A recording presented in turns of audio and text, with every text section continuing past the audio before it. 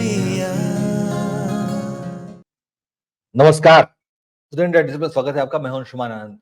और अभी-अभी खबर आई है कि पाकिस्तान में खैबर पख्तूनख्वा इलाके में मियांवाली में 3 पाकिस्तान के लड़ाकू जहाज़ों को उड़ा दिया गया है और इसकी जिम्मेदारी ली है पाकिस्तान के रेबल ग्रुप्स में। और इस मामले में ज़्यादा जानकारी हमारे साथ उपलब्ध हैं रोहित शर्मा जी, आपका बहुत-बहुत स्वागत है। मैं आपको दर्शकों को बता दूं कि रोहित शर्मा जी अंतर्राष्ट्रीय मामलों के बहुत बड़े जानकार हैं और पाकिस्तान के मामलों में उनकी राय बहुत अहम मानी जाती है। तो रोहित शर्मा जी हमें बताएंगे कि ये 3 विस्फोट आखिर किस गुट ने कराए थे और उसकी मंशा क्या थी? धन्यवाद, thanks a lot Anshuman ji for calling me. और ये एक देखिए, ये ब्लास्ट नहीं थे, ये एक अटैक था, टेरर अटैक था, आतंकी हमला था। आतंकी हमला कुछ इस तरीके का जैसा कि हमारे यहाँ पठानकोट एयरबेस में हुआ था। अब ये समझने वाली बात है, पठानकोट एयरबेस में इतना एमिनेशन लेकर के कोई नहीं घुस पाया, ठीक है। दूसरी चीज, इधर एमिनेशन था, लेके घुसे, बड़ा डैमेज हुआ है एयरबेस को, मियांवाली एयरबेस को। ये वही एयरबेस है जहां पर इमरान खान के लोगों ने भी पहले बाहर एक डमी प्लेन जलाया था, ठीक है। अब इन्होंने जो प्लेन जलाए हैं, उन प्लेन्स का जो नाम है वो है C-17, I think it's C7 चेंगटू F7GP PG। ये एक्चुअली मिग-21 का एक वेरिएंट है, मिग-21 का अपग्रेडेड वर्जन बोल सकते हैं। काफी पुराना रोहित जी ये कहना चाहते हैं कि जो प्लेन पाकिस्तान के उड़ाए गए हैं वो लेटेस्ट प्लेन नहीं है, वो मिग-21 यानी कि पाकिस्तान के पुराने जहाज हैं। नहीं, देखिए, इसको लेटेस्ट और पुराने के हिसाब से आप नहीं देख सकते। जो भी प्लेन एयरफोर्स में सर्व कर रहा है वो उड़ने लायक होता है और अटैक करने लायक होता है। एयरफोर्स में कोई भी प्लेन, पाकिस्तानी एयरफोर्स है, इंडियन एयरफोर्स हो, कोई भी प्लेन है वो फाइटर प्लेन है और वो महंगा प्लेन होता है।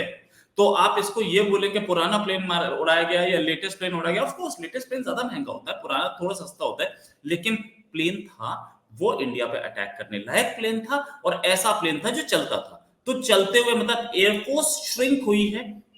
अभी बताया जा रहा 3 प्लेन से, कुछ जगह खबर आ रही है 6 प्लेन गए हैं, लेकिन मेजर डैमेज है। और मेरे पास जो खबरें आई हैं और मेरे पास जो फोटोग्राफ्स आई हैं, उन फोटोग्राफ्स के अनुसार अगर मैं आपको फोटोग्राफ्स दे पाऊं और आप उनको कहीं अगर आप उनको इनकॉर्पोरेट कर सकते हैं तो मैं आपको दे देता हूं। जो एक उसका एक हैंगर है वो पूरा जला हुआ दिख रहा है। ये मैंने आपको फोटोग्राफ भेजी। और एक चीज और कि ये पूरा हैंगर जो जला हुआ दिख रहा है, उससे पता लगता है कि कितना मेजर डैमेज है इस पर, ठीक है। अंशुमन जी, एक चीज और बोलना चाहूंगा कि इस अटैक से एक चीज और क्लियर हुई कि जितने भी लोग आए थे, ऑफ कोर्स इंटेलिजेंस इसको इंटरसेप्ट नहीं कर सकती, इंटेलिजेंस इसको सिर्फ वाइब्रेशन से करती है, फोन कम्युनिकेशन ट्रैप करके या दूसरे कम्युनिकेशन एक बार घुस गया तो नहीं गए। लेकिन यही चीज पाकिस्तान ने सिखाई थी कि आप इंडिया में जाके ऐसे अटैक करो और हो जाएगा। और वही चीज पाकिस्तान ने आज खुद फेस की है। हमारे एयरफोर्स बेस पे 2 बार अटैक हो चुका था, अब इनके पे हुआ और बहुत बड़ा डैमेज। छोटा डैमेज नहीं है, कोई भी इसे छोटा बोले, छोटा नहीं रोहित जी, आपने बिल्कुल सही कहा, ये छोटा डैमेज नहीं है, बहुत बड़ा डैमेज है। पाकिस्तान के वायुसेना के सेंटर पे अटैक करना ये आतंकवादियों की बड़ी सफलता है। लेकिन इसके पीछे किस ग्रुप्स का हाथ है और क्या इसका संबंध अभी हाल फिलहाल में पाकिस्तान ने जो अफगानों को बाहर, टीडीपी के लोगों को बाहर निकालने से किया है, उसका संबंध इससे तो नहीं है? हो सकता है, क्योंकि अफगानिस्तान ने बोला था कि हम देखेंगे पाकिस्तान को, ठीक है, no doubt about it. Afghanistan से पहले ही नहीं बनती है। तालिबान तो जिस को बैठाया था वहां काबुल की कुर्सी पे, वो इनके खिलाफ हो चुका है बहुत क्लियर वर्ड्स में, और वो अब इनके ऊपर हमले कर रहा है और उसी की टेरिटरी से हमले हो रहे हैं। टीटीपी या ये जो अभी एक नई जो ऑर्गेनाइजेशन सामने आई है हमारे, ये तहरीके जिहाद, और पहले तरीके तालिबान थी, अब तरीके जिहाद है। ये सारी की सारी जो ऑर्गेनाइजेशन है, कहीं ना कहीं ऑक्सीजन तो अफगानिस्तान में ले रही है ना। इनको ऑक्सीजन, इनको हथियार, इनको पैसा अफगानिस्तान से मिल रहा है, या पाकिस्तान के अपने आर्मी के अंदर के लोग इन्हें सपोर्ट कर रहे हैं। क्यों? भाजपा जनरल बाजवा, पिछले वाले बाजवा, वो जनरल बाजवा क्यों उन्हें एक शिया मेजर जनरल को लेफ्टिनेंट जनरल प्रमोट करना पड़ा और आज वो चीफ ऑफ जॉइंट स्टाफ हैं। एक शिया को चीफ ऑफ जॉइंट स्टाफ क्यों बनाया? जनरल आसिम मुनीर, उनकी वाइफ भी एक शिया है।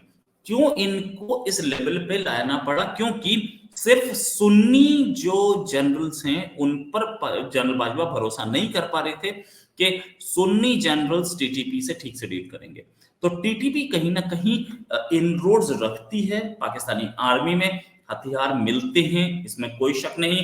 तहरीके तालिबान हो या तहरीके जिहाद हो, इन सब को सैंक्चुरीज हैं, ये सब वहां रहते हैं अफगानिस्तान में। ये भी हो सकता है। और रोहित, एक प्रश्न मेरा और है कि अगर पाकिस्तान में आतंकवादियों की पहुंच वायुसेना स्टेशन तक पहुंच चुकी है, तो क्या वो कहूटा परमाणु स्टेशन तक, वो पाकिस्तान के सेंसिटिव इलाकों तक, पाकिस्तान के सेंसिटिव न्यूक्लियर इलाकों तक वो उनकी पहुंच नहीं हो सकती है? फिर वो मामला कितना गंभीर हो सकता है?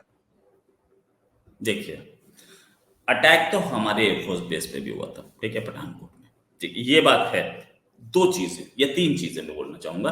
पहली चीज के अटैक हो सकता है परमाणु कहूटा पे भी हो सकता है, कानून यानी कि कराची न्यूक्लियर पावर प्लांट पे भी हो सकता है, और जगह भी हो सकता है। जैसे बोलते हैं कि जो इनके अभी अभी हुआ था ना, वो कौन सी जगह थी, मैं नाम भूल रहा हूँ, 3 दिन तक उससे धुआं निकलता रहा था, ठीक है।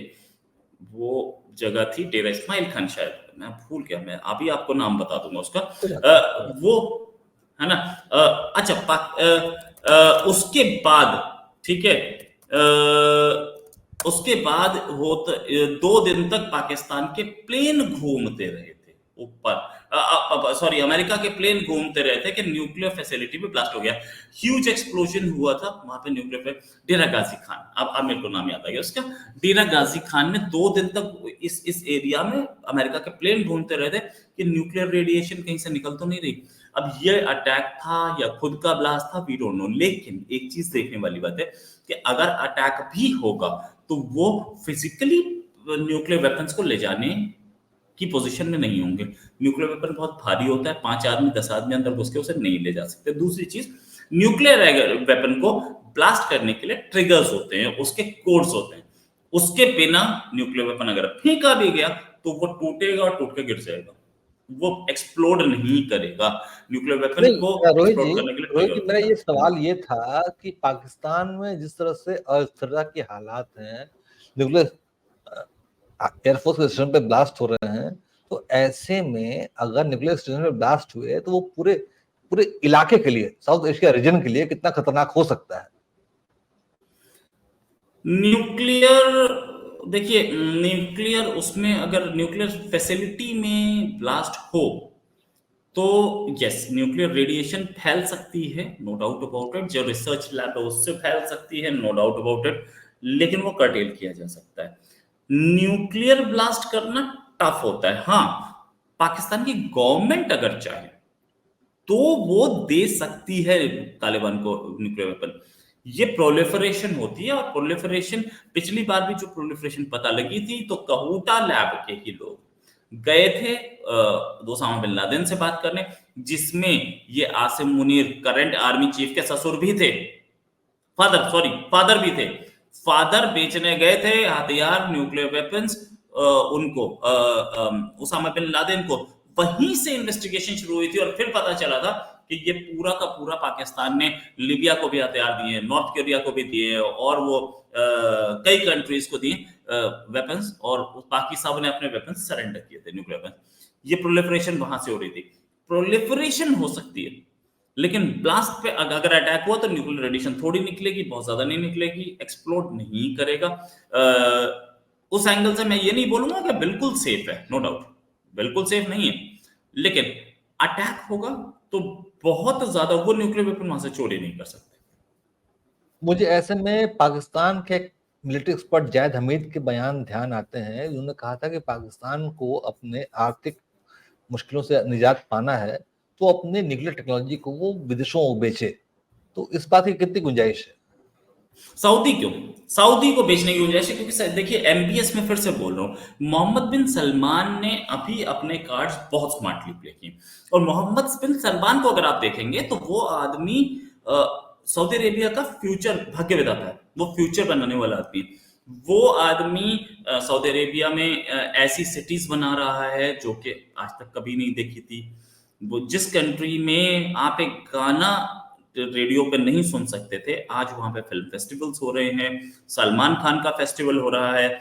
जिस कंट्री में कोई लेडी हिजाब के बिना, बुरके के बिना बाहर नहीं निकल सकती थी, आज उस कंट्री में अगले से अगला एशियन गेम्स होने जा रहा है। और एशियन गेम्स में होगा तो ट्रैक एंड फील्ड इवेंट्स भी होंगे, स्विमिंग इवेंट्स भी होंगे, और स्विमिंग इवेंट्स में कभी भी बुरके में स्विमिंग नहीं होती, हमेशा स्विम सूट में होती है। तो अगर स्विम सूट में ये काम होगा तो ये सोचने वाली बात है कि कितना कितना वो कंट्री डेवलप हो चुका होगा, कितना वो कंट्री डेवलपमेंट या मतलब ओपन अप हो चुका होगा, कितना वो कंट्री वेस्टर्न सिविलाइजेशन को अपना चुका होगा। तो एमबीएस अभी हाल में इसराइल वॉर के टाइम पे या उससे पहले भी अमेरिका के प्रेसिडेंट से जो बातचीत हुई है इनकी, American foreign secretary Antony Blinken से जो एमबीएस की बात हुई है, मोहम्मद बिन सलमान एमबीएस जो प्राइम मिनिस्टर हैं और क्राउन प्रिंस हैं, नेक्स्ट किंग भी वही हैं, मोहम्मद बिन सलमान ने अपने सारे पत्ते बहुत स्मार्टली खेले। और वो चाह रहे हैं, बहुत टाइम से वो चाह रहे हैं कि उनको एक न्यूक्लियर वेपन मिले, और चांसेस बहुत ज्यादा हैं कि वो न्यूक्लियर वेपन पाकिस्तान दे। पाकिस्तान के पास न्यूक्लियर वेपन्स हैं, टेक्नोलॉजी भले ही ना दे, लेकिन न्यूक्लियर वेपन दे सकता है पाकिस्तान। और एक चीज और कि न्यूक्लियर वेपन अगर हाथ में आ जाएगा तो America will be powerful, no doubt about it. Sorry, Saudi Arabia will be powerful, no doubt about it. क्या अमेरिका वो अलाउ करेगा, ये चीज देखने बाकी है। इसीलिए सऊदी ने अपने सारे पत्ते खोल के रखे हैं। और जो अभी हम अभी हाल में देख रहे हैं कि वो पाकिस्तान को इग्नोर कर रहे हैं, इंडिया से दोस्ती बना रहे हैं, भाई बोल रहे हैं मोदी को, गले मिल रहे हैं, ये सारी चीजें हमने देखी। इससे ये पता लगता है कि मोहम्मद बिन सलमान अब आगे आने वाले टाइम में एक बड़ा अपने आप को एक अरब पावर मानते हैं, वो अपने आप को एक अरब वर्ल्ड में एक बड़ा पावर बनाना चाहते हैं। रोहित, मेरा आखिरी सबसे अहम सवाल ये है कि पाकिस्तान में एक पटाखा एक फूटता है तो उसकी जिम्मेदारी भारत पे डालता है कि भारत ने विस्फोट करवाया है। तो ऐसे में इतना बड़ा हमला कि पाकिस्तान में 3 लड़ाकू विमान उड़ा दिए गए, तो पाकिस्तान के लोगों की, पाकिस्तान के मिलिट्री एस्टेब्लिशमेंट की, पाकिस्तान के प्रशासन की, पाकिस्तान के प्रधानमंत्री की, पाकिस्तान के पार्लियामेंट की, उनकी प्रतिक्रिया क्या है? वो क्या इसकी जिम्मेदारी भारत पर डालते हैं? देखिए, अभी तक तो नहीं डाला है। इससे पहले हमने देखा है कि करीब 10 से 15 लोग अननोन गनमैन ने मारे हैं, उन्होंने भी नहीं डाली है। इसकी भी जिम्मेदारी कौन कर रहा है, क्या कर रहा है, एक लंबी खबर है, लंबी चीज है, लंबी कॉन्स्पिरेसी है। इसमें भी अभी तक तो इंडिया के ऊपर नहीं डाला है। ऑफ कोर्स जो कुछ पाकिस्तान में हो रहा है वो इनबिल्ट ये मानते हैं कि ये इंडिया करवा रहा है, लेकिन अभी तक पाकिस्तानी एस्टैब्लिशमेंट ने, पाकिस्तानी आर्मी ने, डीजीएसपीआर ने कोई स्टेटमेंट नहीं दिया। इससे कल भी 2 अटैक हुए थे, एक खैबर पख्तूनख्वा के डेरा गाजी खान में, और इधर एक बलूचिस्तान में जो कि ग्वादर में हुआ था। 2 अटैक में, एक ग्वादर वाले में 12 लोग मारे गए थे इनके आर्मी के, और डीजी खान में, खैबर पख्तूनख्वा में 5 मारे गए थे। उस पर भी इन्होंने ब्लेम इंडिया पे अभी तक नहीं डाला। कितनों पे ब्लेम डाल सकते हैं? तो ये इनके तो पिछले सितंबर के महीने में 99 आतंकी हमले हुए थे। 99, 30 दिन का महीना था। ऑन एन एवरेज 3 से ज्यादा पर डे। तो ये चीज देखने वाली बात है कि इतने हमलों पे हर एक को तो आप इंडिया को ब्लेम नहीं कर सकते ना। तो वो कर भी नहीं पा रहे हैं, कितने को इधर उधर दें, तो वो लोग बोल रहे हैं, उनका एक लाइन होती है कि हम आतंकवाद से सख्ती से निपटेंगे। ये लाइन 20 साल से आतंकवाद भी सुन रहा है और हम भी सुन रहे हैं, देखते हैं कब तक सख्ती से निपटते हैं। तो कुल मिला के मामले का लब्बो लुआब ये है कि पाकिस्तान जिस आतंकवाद को पाला पोसा बढ़ावा दिया है, वही आतंकवाद अब पाकिस्तान को डस रहा है और वो पाकिस्तान सेना की जड़ों तक पहुंच चुका है, पाकिस्तान की न्यूक्लियर एस्टेब्लिशमेंट तक पहुंच चुका है, जो कि इस पूरे क्षेत्र के लिए गंभीर खतरा साबित हो सकता है। और ऐसे में हमें भी सावधान रहना पड़ेगा। रोहित, आपका बहुत बहुत धन्यवाद इस बहुत इंपॉर्टेंट जानकारी के लिए। Thank you. धन्यवाद।